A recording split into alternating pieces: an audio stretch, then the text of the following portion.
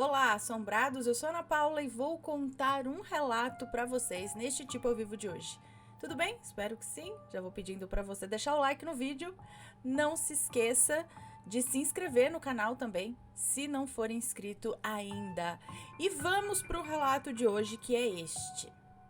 O bode Eurico, meu avô, seus colegas e a besta fera. Vamos ver essa história aqui.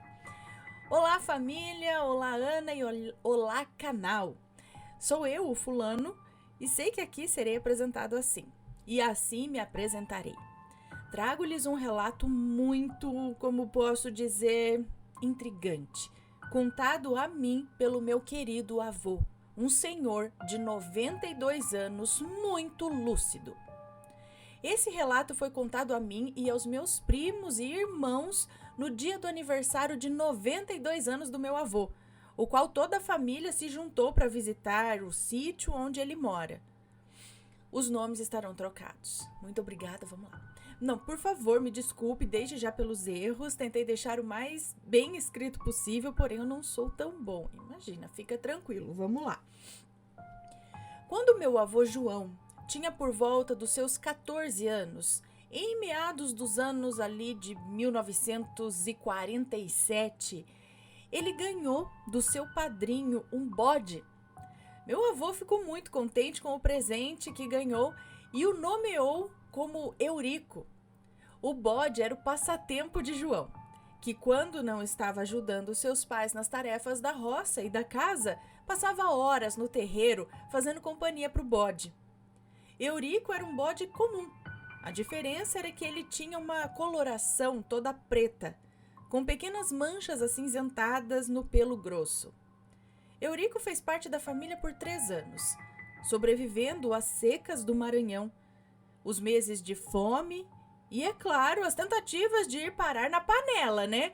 Pois Domitila, a mãe de João, tentava levá-lo quase todos os dias, queria comer o bode.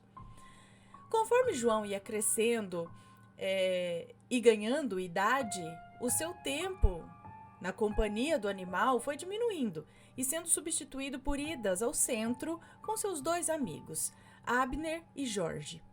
Os 3 meninos com idades próximas aos 16, 17 anos procuravam agora a diversão que se encontrava na cidade do centro, como jogos de futebol, prosas na praça e, é claro, meninas.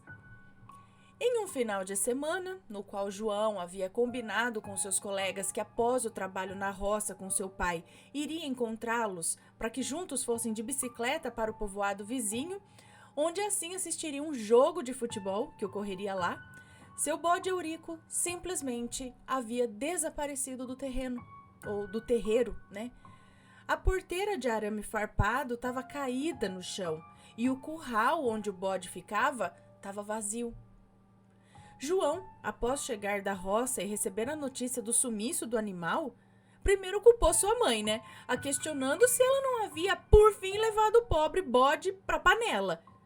Porém, isso foi negado por ela, que mostrou ao rapaz que aquele dia estava cozinhando tatu e uma galinha caipira.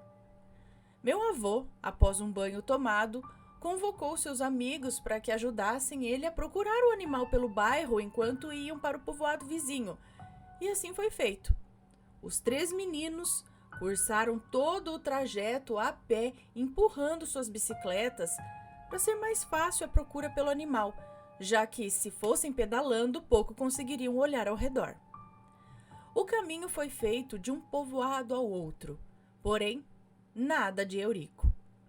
Com o passar do tempo e com a empolgação do jogo, os 3 meninos acabaram deixando de lado o sumiço do bode e curtiram o final da tarde. Em certo horário, após o jogo, Abner, sendo o mais velho, comunicou aos seus 2 amigos que já era hora de irem, pois o sol já estava baixo e o trajeto não era curto. E além de não ser curto, cruzava a propriedade de um senhor que costumava deixar as suas criações soltas e o gado dele era muito arisco. Um pouco mais de tempo foi tomado pelas prosas no campo e então os meninos se encontravam na velha estrada de terra empurrando suas bicicletas. A conversa era alta entre os três. Risadas, comentários sobre o jogo, sobre a fulana que um gostava, sobre a ciclana que o outro admirava e assim por diante. Em um certo trecho do percurso, a conversa entre eles foi silenciada pelo som típico de berro de bode. João parou e olhou para os campos iluminados pela lua e comentou: "É o Eurico", disse o rapaz logo em seguida, começando a chamar pelo bode que pouco tempo depois deu as caras na estrada. João ficou muito contente ao ver o seu bode ainda vivo e com um pedaço de galho pego por ele na estrada, começou a tocar o animal pelo caminho em direção à sua casa. Mais um pedaço do trajeto foi cruzado por eles em meio a conversas e tal, quando de repente Eurico parou de forma abrupta e, virando para os rapazes, soltou um berro de arrepiar a espinha, até mesmo do cabra mais valente que estivesse ali. O bode passou correndo entre os três, avançando para trás deles. Ao se virarem com o susto, o meu avô relatou ver o seu bode Eurico avançando com os chifres em uma criatura. Uma criatura negra, negra como a noite, que parecia seguir os meninos. O susto com a visagem foi tão grande que os três simplesmente paralisaram ali mesmo. O meu avô descreve essa criatura como sendo um ser alto, não aparentava ter 2 metros, porém era bem maior que os três. O suposto animal era extremamente magro, mas magro a ponto de ser visto a marca dos ossos na pele dele. Seus olhos eram de um amarelo muito chamativo, descrito por meu avô como uma placa de trânsito. A besta tinha os braços longos e secos e batia com eles tentando se desvencilhar do bode, que levantava os seus cascos para cima e batia. Olha só que legal. Ele levantava os cascos para cima e batia no diabo, seguido de cabeçadas com os chifres. Olha, o bode estava dando cabeçada nesse ser que com os braços magros estava lá tentando se desvencilhar do bode. João disse que não conseguiu reparar bem no rosto do bicho para dizer se ele tinha dentes, se era um rosto de cachorro ou com o que parecia. Todavia, o ser ali soltava sons amedrontadores. Meu avô relatou que os sons que ele emitia eram como uma lamentação humana, misturada com choro de cachorro e grunhido, dito por ele como o som mais feio escutado em toda a sua vida. O meu avô saiu daquele transe, digamos assim, quando seu colega Jorge, o mais medroso, soltou um berro com as palavras: "Não, que diabo é isso?" Só então os 3 meninos largaram as suas bicicletas e perna para quem tem.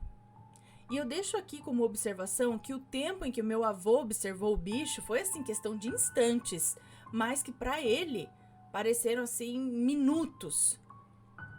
O medo do João era tão grande que enquanto corria, nem reparou se a besta o seguia ou se estava ainda em luta com o bode.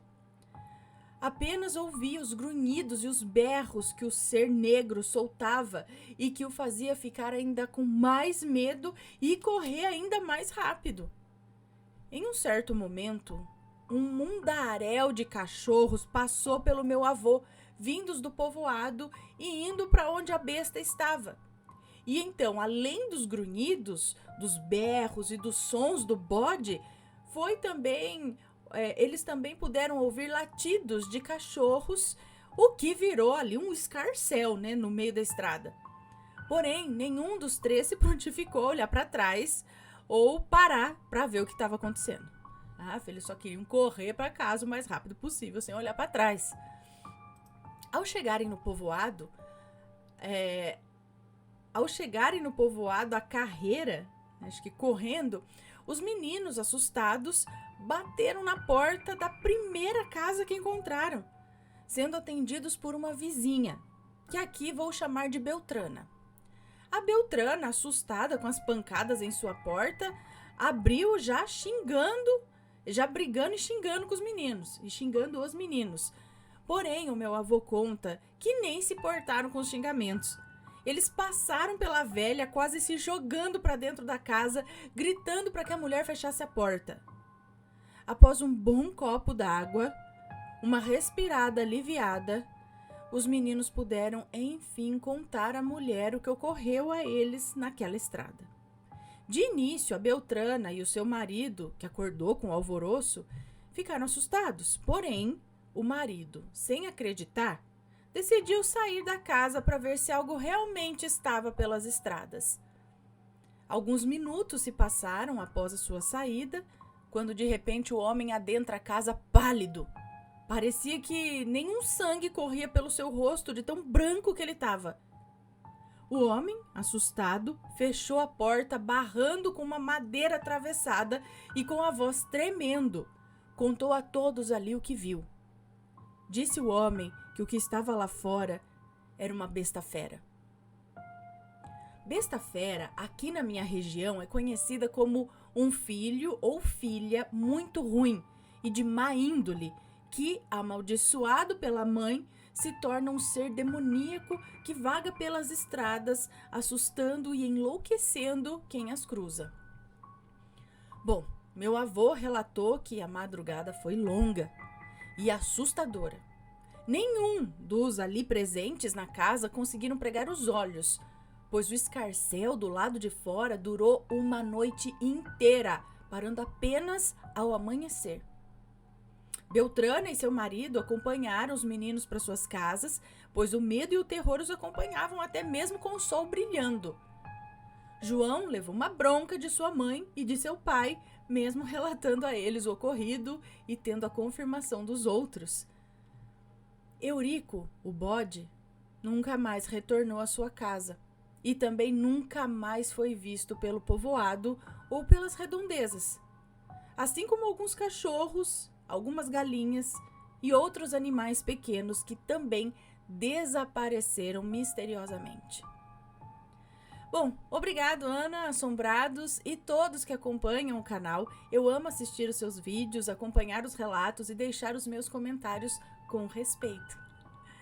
Meu avô conta esse relato com os olhos brilhando e afirma ele que mesmo depois de mais de 40 anos do ocorrido, ele ainda tem medo de bem mais de 40 anos, porque se ele tinha 14, ele tinha 14 anos quando aconteceu, 17, sei lá, agora ele tem 92.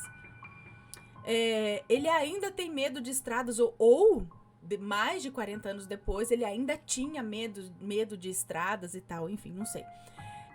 Ainda tem medo ou tinha medo de estradas à noite e não costumava sair muito após o entardecer. Eu particularmente acredito que poderia ser um lobisomem, porém o meu avô garante e jura de pé junto que aquilo ali não era lobisomem, pois ele mesmo já cruzou com um lobisomem e diz que não é a mesma coisa. É isso que eu ia falar também, é algo parecido. E talvez algumas pessoas, ao relatar, confundam também o lobisomem com outro ser. Mas às vezes tem outro bicho por aí. E esse que ele descreve, então ele já viu o lobisomem também. Então ele fala, não é lobisomem. O lobisomem eu também já vi, não é desse tipo, não. Esse daí é a besta-fera. Mas eu mesma não sabia também que era algo específico, besta-fera.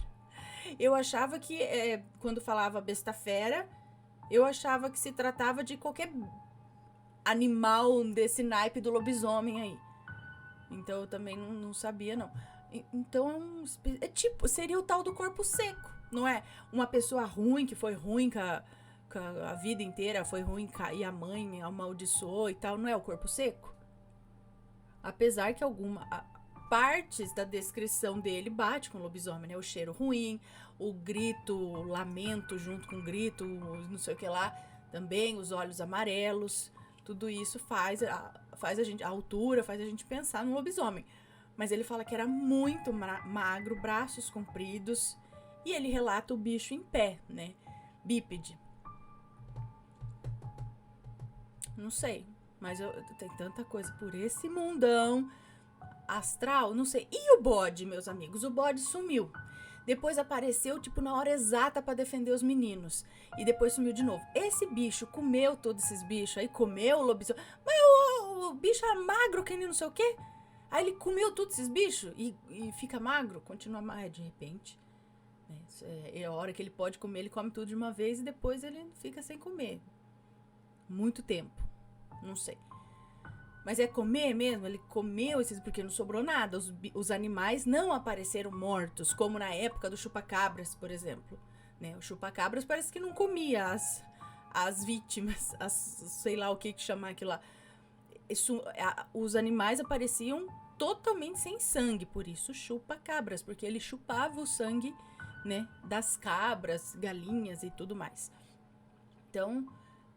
só que ou então se aparecem animais às vezes mortos, sei lá das quantas ali, mas esses desaparecidos, animais desaparecidos. Ele comia tudo, até osso e tudo mais de todos os bichos, e os bichos acabavam indo para uma outra dimensão de onde esse bicho veio. Não sei o que eu falo, tem muito mistério por esse mundo. Eu não duvido desses relatos, tô falando sério, porque muita gente pode ouvir e falar, essas histórias de sítio, história de vô. Não duvide não, meu amigo. Muita coisa acontecia, ainda acontece aí por esses sítios, essas matas, ou até na cidade, é que a gente não repara muito, né? A vida tá tão corrida e a gente com a cara tão enfiada nas telas que... a assombração tá tendo mais espaço entre nós. Então, mas muita coisa acontece, principalmente essa galera aí do sítio. O que é? Era uma mutação? Um bicho, uma mutação? Não sei, que tinha por aí. Mas e o desaparecimento desses animais? Ele comeu tudo? Não sei. Fica aí os questionamentos. Deixem as suas opiniões, sempre com respeito, por favor. E se conhece uma história parecida, um ser parecido, manda o seu relato aqui pra gente. Um grande beijo, a gente se vê no próximo relato. Fui, tchau, tchau.